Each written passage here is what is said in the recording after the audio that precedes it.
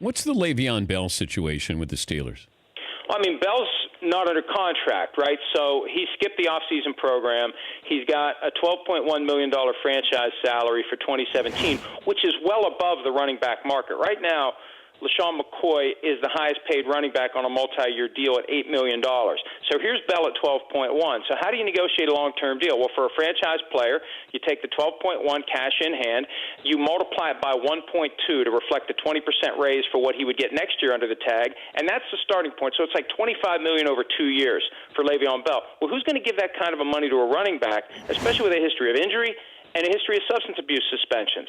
So I think the Steelers are content to go just for this year and then make a decision next year what they're going to do with Bell. But, until Bell signs his franchise tender, he's not under contract. He could hold out a training camp. He could skip the preseason. He could show up like 4 days before the start of the regular season and still get the $12.1 million.